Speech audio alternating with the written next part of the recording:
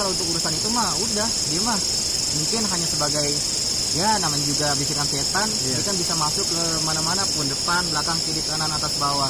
Nah berarti gini dah, ini gua megang gelas pakai 5 jari ya. Jempol telunjuk kiri tengah, jari manis sama kelingking.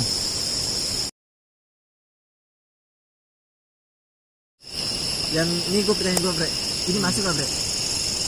Disebutnya tuh kalau misalnya anak-anak sekarang kan bahasanya detox lah, ya kan? Detox. Iya. Hari ini baik, besok lebih baik. Jadi kita hari ini ngelakukan, misal nih, ini ilustrasinya ya. Ilustrasi dong. Ini ilustrasinya. Misal kita ngelakukan sekali,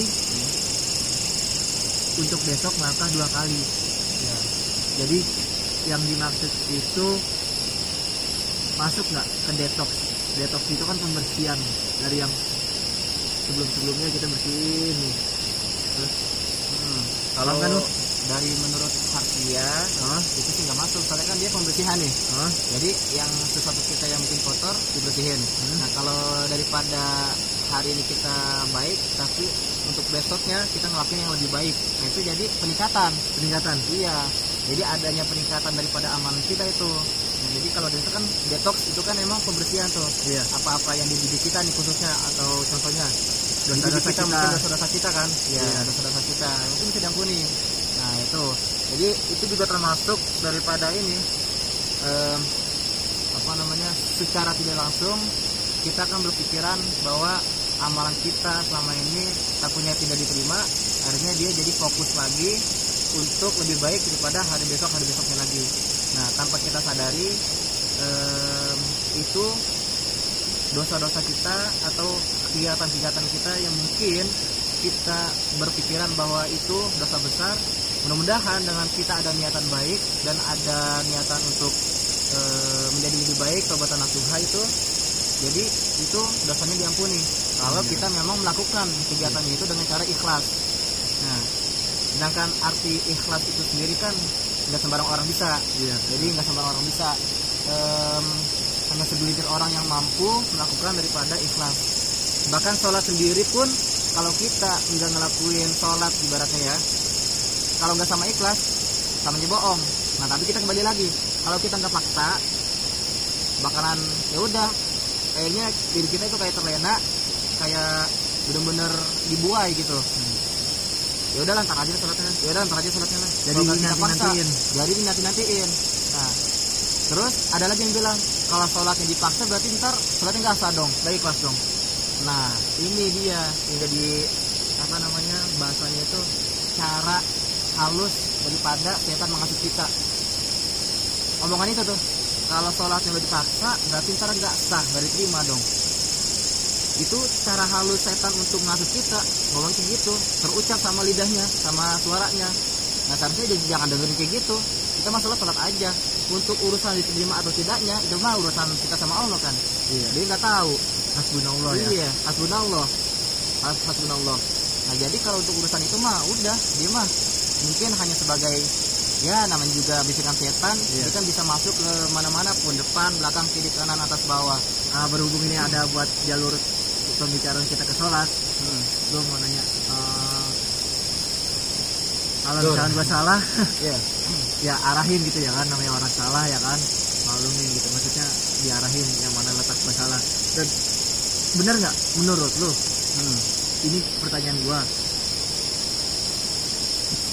Ketika jam kerja sibuk, tapi misal hasil kerjanya itu dibuat berbuat kebaikan, ya kan?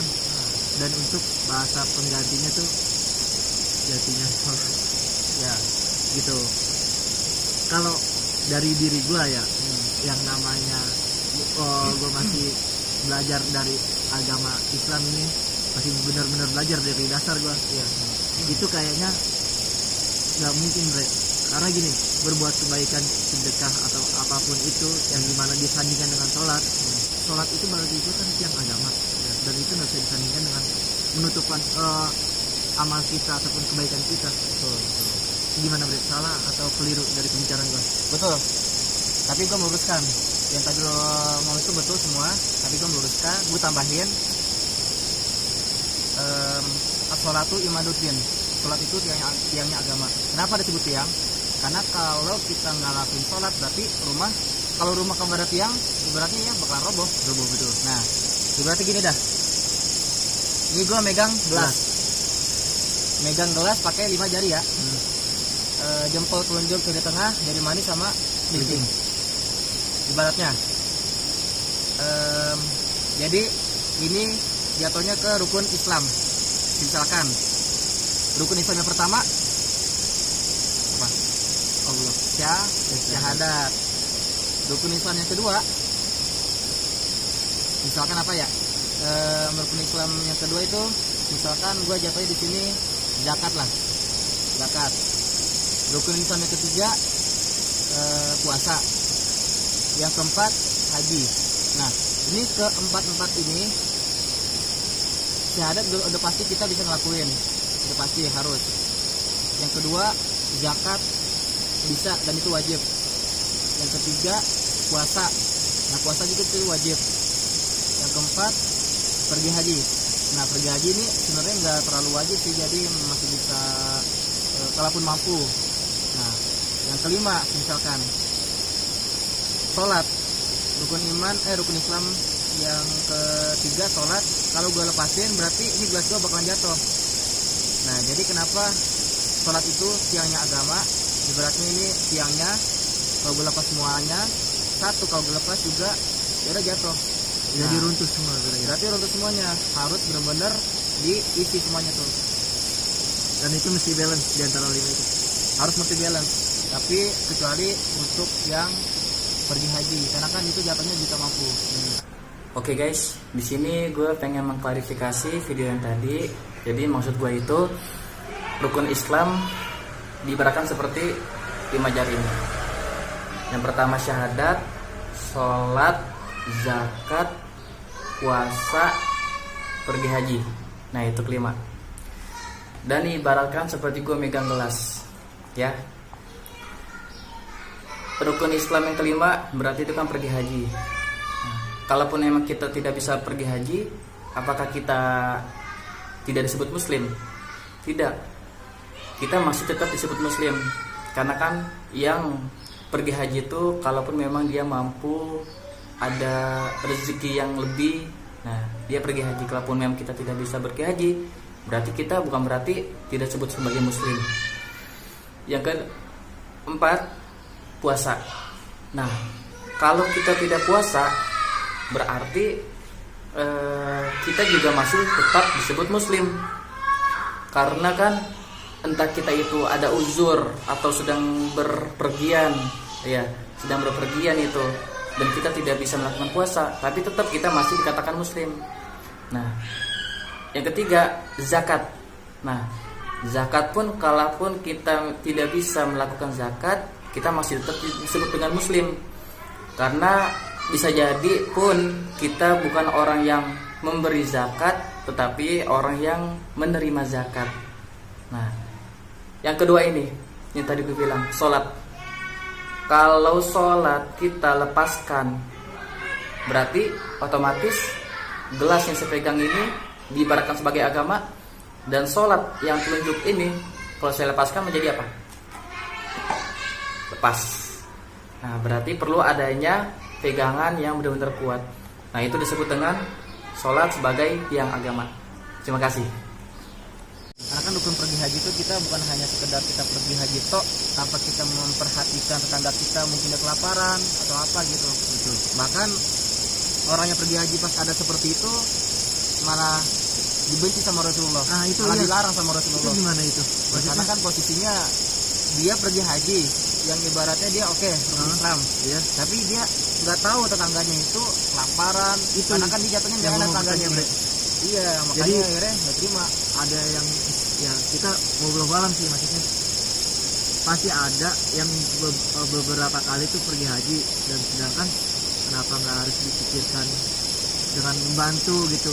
Ekonomi bukan berarti kita dengan cara mengasih semena-mena nih, kalau nggak ngasih ketika begitu, tapi kita kasih untuk membantu dengan daya pikirnya atau apanya gitu yang lebih mudah gitu, efektif gitu.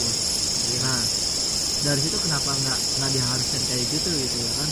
Kembali lagi kan ke manusianya. Atau memang juga Allah sudah benar-benar menitipkan, tapi gimana tergantung kitanya ngejalanin. Nah iya, jadi kan setiap apapun yang kita lakuin sebenarnya kita kaya maupun kita miskin itu dua-duanya sama-sama ujian. Kita miskin ujian, kita kaya juga ujian. Kita miskin, pas lagi kita miskin itu kenapa disebut ujian? Kembali lagi ke kita ngerasa bahwa kita nggak punya apa-apa, akhirnya kita mengeluh, terus kayak menyalahkan sana sini, dan akhirnya ya akhirnya ya udah menyalahkan Tuhannya gitu kan, menyalahkan Allah. Kenapa kok saya miskin, kenapa ini, terus akhirnya mengucap lagi seandainya saya, berarti itu benar-benar udah melanggar daripada ketetapan qadar dong, daripada rukun iman yang tadi itu, takdirnya dia, seandainya, akhirnya udah bahaya. Yang satu lagi, kenapa kayak diberi ujian juga itu, dia banyak dikasih harta, tapi hartanya itu nanti bakalan seperti apa nanti dibuatnya, ditanya ini harta kamu belanjakannya kemana, nanti malah ditanya gitu. Makanya kan ibaratnya kayak lo lagi pergi ke kasir, lo belanja terus ngasih barang, antara orang yang beli satu belanja doang dengan orang yang beli belanjanya banyak lebih cepet, yang mana? Satu doang kan, karena kan ibaratnya dia kayak amalan lo atau harta lo, ya udah lo cuma satu harta doang bisa pergi. Yang banyak hartanya nih, dia belanja banyak nih, ya udah tanya lagi kayak gitu ibaratnya. Jadi miskin, kaya, ganteng, jelek, itu semuanya ujian. Dan itu semua titipan Allah juga ya, Iya. Dan kembali lagi kepada Allah SWT. Betul. Innalillahi wa inna ilaihi raji'un. Sehingga kami milik Allah, wa inna ilaihi raji'un, dan kami pun akan kembali pada beliau, pada Rabb, pada Tuhan. Jadi benar-benar kita nggak punya apapun. Kalau orang Jawa sih bilangnya kita itu seperti wayang. Iya. Jadi benar-benar nggak bisa ngapain. Apa yang kita perintahkan itu tergantung daripada ininya, pawangnya. Jadi seperti itu. Jadi ada yang tanyakan lagi? Kayaknya sih sebentar deh. Lihatin. Cukup lah ya. Baik. Ada buat pesan-pesan atau quotes atau apa gitu. Jadi memang kadang kita ngelihat daripada orang itu melihat daripada sisi yang apa kita lihat gitu, tanpa perlu kita ketahui orang itu berbuat atau berkata seperti apa. Kayak seringnya kutipan daripada Imam Syafi'i juga lupa, yang mana kutipannya itu dari sastra Arab, undur makola wala tanzur mankola. Lihatlah apa yang dia ucap, jangan lihat Gue lupain orangnya itu gitu. gue lupain maaf izin sebentar. jangan lihat siapa yang dibicarakan, tapi dengarkanlah apa yang dibicarakan. Jangan lihat siapa yang bicara, tapi lihat apa yang Dibicarakan. Iya, benar. Ya kan? Mundur makola wala tanzur mankola. Masuk kan tadi? Benar. Tadinya itu quotes gua, kenapa lu yang pakai? Udah. Insyaallah berarti untuk materi kajian kali ini insyaallah kita cukupkan, dan kalaupun tidak ada yang tanyakan lagi insyaallah kita tutup. Seperti biasa kita akhiri dengan sama-sama baca istighfar 3 kali dan juga doa kafaratul majelis. Apa nih? Kafaratul majelis. Itu bareng-bareng aja. Istighfar 3 kali.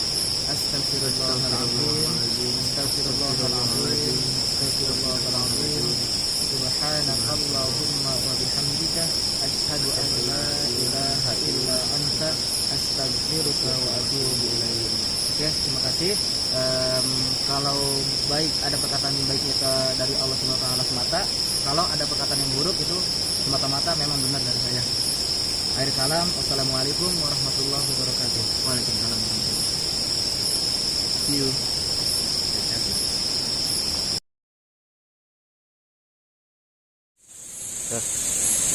Oke. cuy, sekarang gue mau langsung balik. Udah selesai dari ngobrol sama akangnya, udah selesai dari kajian, dan gue udah nge-review dari Curug Cibalau ini. Dan gue berangkat malam, pulang gimana bre? Berangkat gelap, pulang gelap. Iya, bukannya pulang malam. Ya, gelap aja.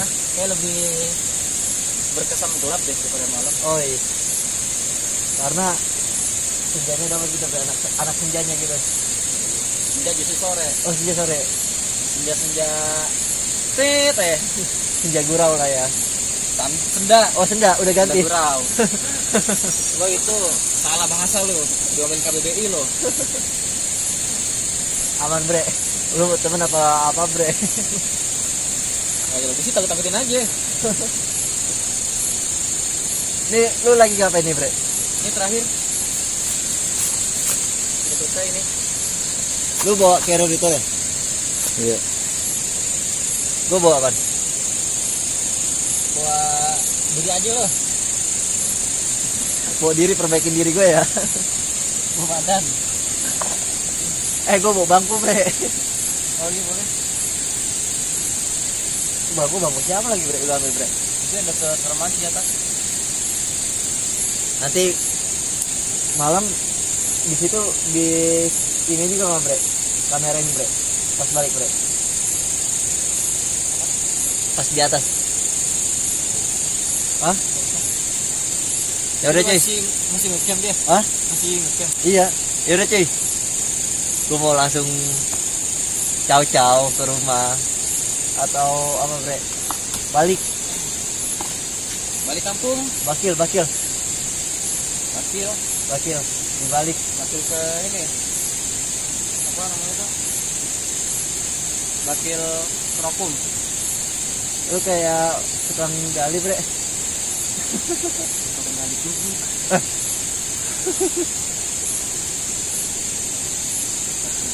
Oke. Oke cuy. Makasih udah menemani kita. Dan udah menerima sajian dari kita. Untuk next tripnya kita rencana kemana Jis Ren? Nggak tahu, nanti diplanningkan. Kalau bisa komen di bawah. Oh ya siap. Yang setuju gua kemana nanti komen di bawah. Dan untuk menarik Cibalau itu seperti apanya, tolong komentar di bawah. Oke?